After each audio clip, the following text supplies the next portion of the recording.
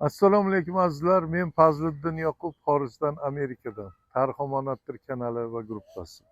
Bismillahirrohmanirrohim. Mana bugun hammamiz orziqib kutgan yoz keldi. Amerikaga ham, butun dunyoda har mintaqasida yoz boshlandi. Bugun 1-iyundan 2025-yil.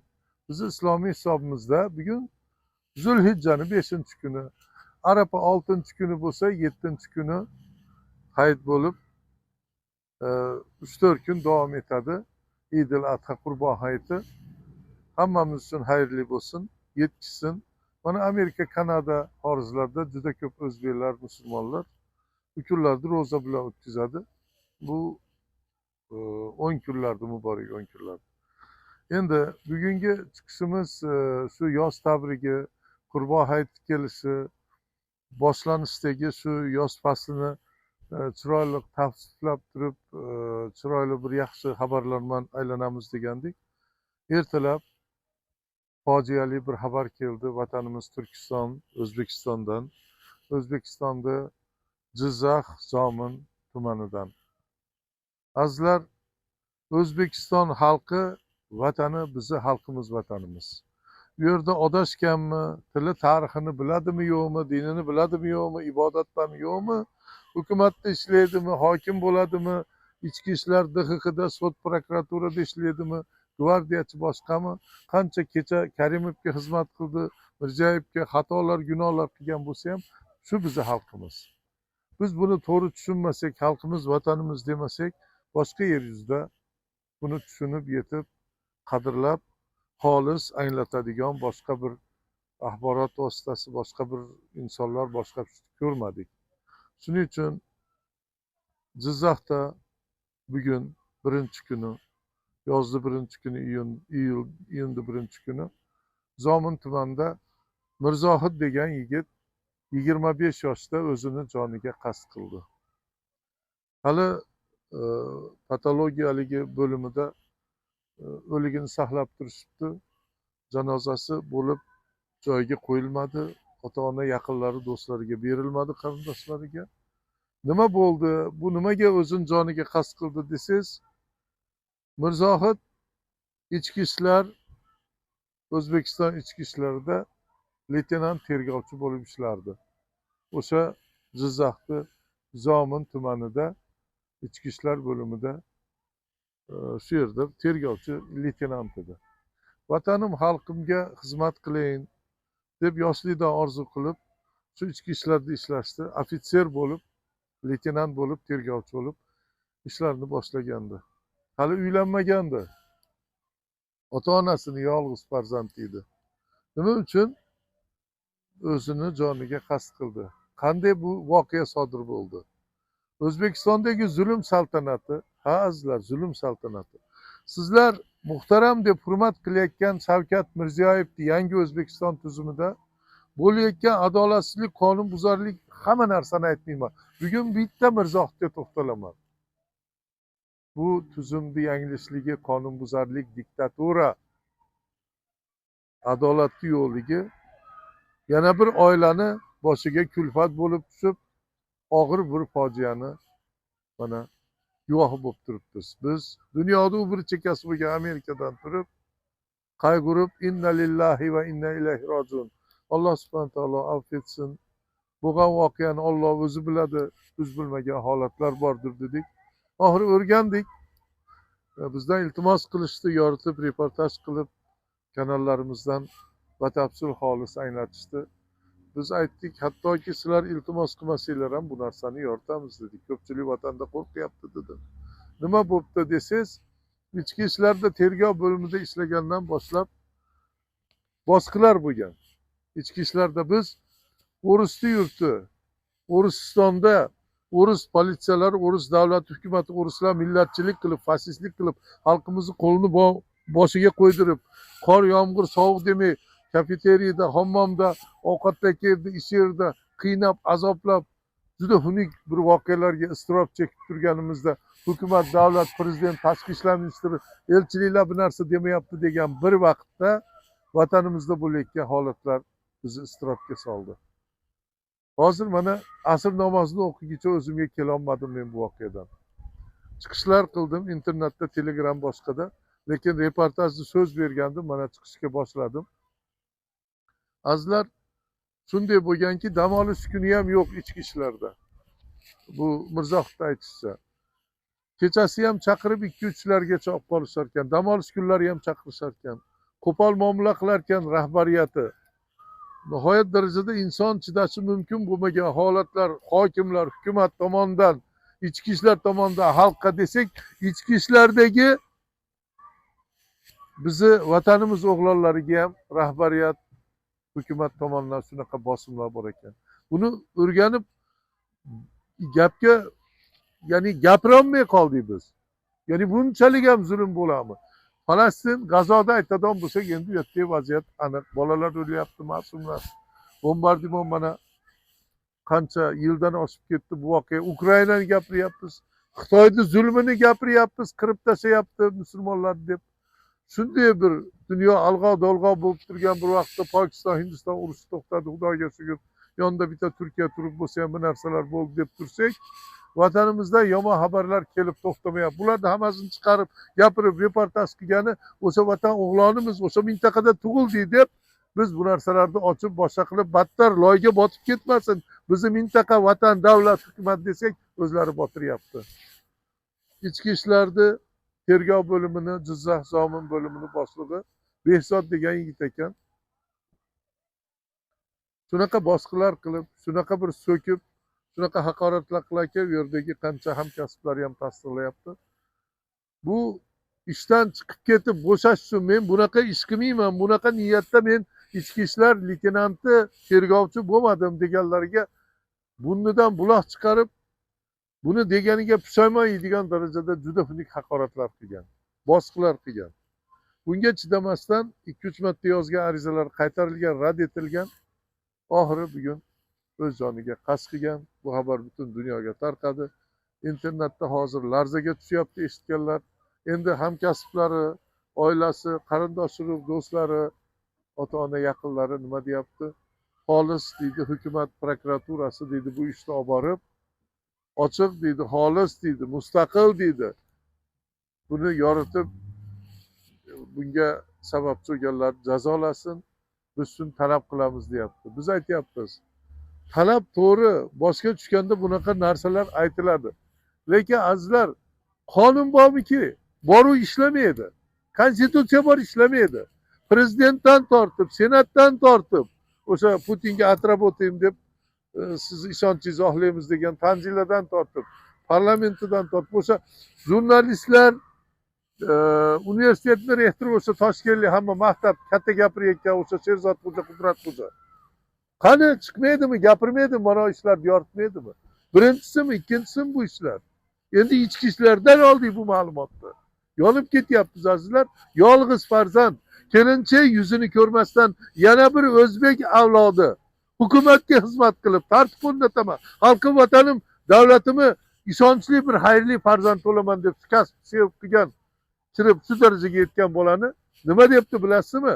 Men ishlamayman, ortiq bunaqa bosqilar, bunaqa adolatsizlik, bunaqa ishlarni qilmayman degani uchun yechintirib debdi, shu yerda debdi, jinsiy senga debdi, shunaqa ish qilaman debdi. O'sha Behzod aytishdi. Azizlar, bu O'zbekistonda bo'lyapti. O'sha yangi O'zbekiston. Minbardan turib chiroyli gaplar gapirib, dunyoda vizitlar qilib, boshqa davlatlar bilan chiroyli uchrashuvlar qilib, xalqni chalg'itish, konsertlar bilan aldash, axborot vositasi bilan aldash yetar. Butun dunyo bilib oldi O'zbekistonda zulm saltanati borligini. Adolatsizlik, qonunbuzarlik yetarli darajaga oshib ketganini bilib oldi. Bitta og'iz gapirilsa nima bo'layotganini bilasizlar. O'zbek xalqini qo'qqa deydiganlar eshitib olinglar. Qo'qqa deyishdan oldin 1 yil borib yashanglar O'zbekistonda. Ko'ringlar u yerdagi vaziyatni. Ana undan keyin bir narsa deyiladi. Bu Oqposhshodan boshlab Qirg'inbarot butun rasvogarchiliklar qilib, keyin Xudosilar Sovet davlati degan eshitib nechtasi bir sog'indi deyapti. Yana hozir tiklaymiz bu deb yuribdi. Hayotda tiklash olmaydi. Aytayotgan o'sha qizil Sovet terrorida armanilar qizil askar kiyimda kelib, qanchadan qancha juftlar, qo'mitonlar bo'lib bu ishlarni bajarganligi ochilyapti. Tarix ochilishni boshladi. Hech kim to'xtatolmayapti. Shuncha zulm qilsa ham, shuncha o'sha dushmanlar ham, turk va islom, o'zbek dushmanlari hammasi harakat qilsa ham bo'lmayapti. Karimovdan keyin Mirziyoyevni qo'yib qo'ysa ham, endi qizi Saidani qo'yamiz desa ham bo'lmayapti. Endi nima qilamiz deyapti. O'rislar yurtida biz o'ylagandan ko'p ekan. Miqdorini aytishmayapti. Juda katta millionlik bizi migrantlarimiz bor ekan. Ularni zaложник qilib, garovga olib bir ikkita rasvo ishlarni qilmoqchi. Hozir dunyoda o'ris davlati yo'q bo'lib ketadigan tahlika ustida turibdi. Alhamdulillah, shunaqa bir go'zal xabar bor. Bu mavzuga hozir to'xtata olmaymiz. Shu O'rta Osiyoda ushlab turish, o'zbeklarni, tojiklarni ushlab turish bilan imperatorligini, o'zini o'ris davlati Uriston saqlab qolmoqchi. Ko'tarilib ketadi xalq baribir, shuncha zulm bosh qo'ysa ham deb qo'qishyapti, bir ikkita rasvo tadbirlarni qila olmayapti. Endi mavzuyimiz Mirzohid. Mirzohid nimaga o'zini o'ldirdi? Hozir nimaga o'ligini berishmayapti? Nimaga mustaqil bunaqa bir komissiya boshqa tashkil qilishiga ham yo'l bermay, boshqalar qilib, hamkasblari, qandashuvlariga yana boshqalar boshlandi. Azizlar, farzand ko'rib, oilali bo'lib, xayrli avlodlar yetishtirib, balki biz vatanni to'g'risida orzu etgan ishlarni qilishga sabab bo'ladigan inson edi. Biz ichki ishlarning ichida, Davlat xavfsizlik komiteti o'sha istixborotning ichida, sud adliyaning ichida, hukumatning ichida yaxshi insonlar bor, vatanparvarlar deb ko'p eshitamiz. Aloqa qildik, mashaqa deb ba'zi bir xabarlar chiqaradi ham, hayron bo'lardik. Mana bugun iqror bo'ldikki, mana bitta shu zulm saltanatini, diktator poraxo'rlarni, mansabparast, o'risparast xoinlarni buyrug'ini bajarishni istamagan bir yosh avlod kelinchak yuzini ko'rmasdan mana 2-3 marta aytyapman. Ota-onasini yolg'iz farzand holati nima bo'lyapti? Bu holat hammalarning boshingizga shartmi? Har bir oilaga, har bir loqaydga, har bir o'sha xalqlar do'stligida konsert ko'rib o'tirgan, o'zimni tirikchiligim yaxshi kunim o'tyapti, mana uyim, joyim, mashinam, hayotim Toshkentda propiskam, joyim bor deganlar. Eshitib qo'yinglar, Xitoy kirib keldi. O'ris pichog'ini qayrab turibdi. Dunyoda Turkiya va Turkdan boshqasi siz yaningizga kelib jang qilmaydi. Shuni esdan chiqarmang. Turon Turkiston birlashsin deb turganimizda vatandagi fojialarni mana bittasini ustida turibmiz. Hamma yoqda aralashtirib yuboryapman. Nimaga? Uyg'oninglar, dinimizni, tariximizni, o'zligimizni bilinglar, dunyo siyosatini bilinglar, bolalarni o'qitinglar, ta'limni tuzatinglar, meditsinani tuzatinglar, hokimlarni ishdan olinglar, talab qilib, iste'fosini vazirlarni olinglar, prezident kerak bo'lsa olinglar, parlament, senatni hammasini almashtirib olinglar. Buni albatta o't qo'yib, urush, janjal, gursol qilib emas, bugungi kunda internet orqali, qonuniy talab qilish orqali, ammo ommaviy internet to'ldirib yuborish orqali ham qilsa bo'ladi. Ertaga qaysi Mirzohidni, qaysi xonadonda farzandni o'ligini nima qilamiz? Qancha 100 yil burunchi ketganlarni qo'ying. Shu yaqindan beri ketib Ukraina urushini ham qo'ying. Xorij davlatlarda o'ligi aniq bo'lmagan, ota-onasi xabar ololmagan, qabrini topolmagan, xo'rlab, urib, o'ldirib yuborilgan. Faqat o'rislar tomonidan emas, boshqa davlatlarda ham. Qancha millatimiz vakillarini xorijdagi o'zbeklar mavzusida yoritolmayapmiz. Chunki hali yomon xabarda olib kelib, kulfat olib kelib, xalqimizni yig'latishni istamayapmiz azizlar. Bir chiroyli xabar bilan chiqaylik. Mana bugun ham yozda aytib, Arafa Qurbon kelyapti deb kayfiyat berib, chiroyli boshlab, chiroyli tugatmoqchi edik, lekin mendan boshqasi yoritib, reportaj qilib boshqa qilmabdi. Yonib ketib, endi hozirgacha qilishgandir, tarqagandir. Uzoq dunyoda uchib bo'lgan Amerikadan o'zbek tilida berayotgan xabarlar va boshqa bir mavzularni yoritayotgan vaqtimizda bu narsani bugun chiqishga jur'at qildik. Mana duo qilinglar azizlar. Bunaqa holatlar takrorlanmasin deb loqaydlikdan qutulinglar, o'risparastlikdan qutulinglar. Yana boshqa mavzuga chalg'ib ketib qolmay deb zo'q o'zim ushlab turibman. Azizlar, Mirzohidni xonadoni bugun iztirob ichida. Buni men tasvirlagani bironta yozuvchi shoirni qalami, bironta so'z ustasini bir iste'dodi yetmaydi bu iztirobda aytgani. Bir orqasidan kelinchak, bir farzand ham qolmadi. Yana dinimizda holatlar bor, o'z joniga qasd qildi. Men tasavvur qilolmayapman bu narsani azizlar. Biz xorijlarga chiqib millionlar hayotimizni yaxshi qilib, erkinlik ichida vatan qurib, boshqa holatlarda yashayotgan bo'lishimiz mumkin. Lekin farosat ahli bo'lgan, xalqini, vatanini, dinini, tilini, tarixini bilgan, dunyodagi bo'layotgan jarayonni tushunib yetgan zotlar bugun vataniga yig'laydi, mintaqasiga, millatiga yig'laydi. Tiliga, tarixiga, diniga, xalqining bugungi holatiga yig'lamay iloji yo'q. Vatanparvarlik vatanning ichida bo'lmaydi. Dunyoda qayerda bo'lsangiz bo'ladi. Biz xorijga ketdik, vatanni qalbimizda olib ketganmiz. 100 yil burun chiqib ketganlar bilan gaplashib, xorijdagi o'zbeklar, turkistonliklar, Turon, Turk dunyosi degan proyektlar bo'yicha ishlab qilgan reportajlarning hammasi qo'yilgani yo'q. Ya'ni shunchalik darajada og'ir tarix bor ekan. Yaqin mustaqillikdan keyingi vaqtda sizlar bayrog'imiz, konstitutsiyamiz, prezidentimiz bor, mana yangi O'zbekiston deb turgan vaqtlarda o'lganlarni sanab beraylik. Bola chaqa qizini, kelinini, erini yo'qotganlarni sanab beraylik. Qabrini topolmayotganlarni. Hozir men yana qaytadan har doimgi chiqishimday sanab o'tirmayman. Abduvali Qorikadan, Obidqorni o'g'lidan, yana boshqalardan, Mubashir Ahmadning hozirgi holatidan, Turkiyadan olib kelib, yana qanchadan qanchasini. Men bardoshim yetmayapti azizlar. Bu bir kishi bilan bo'ladigan ish emas.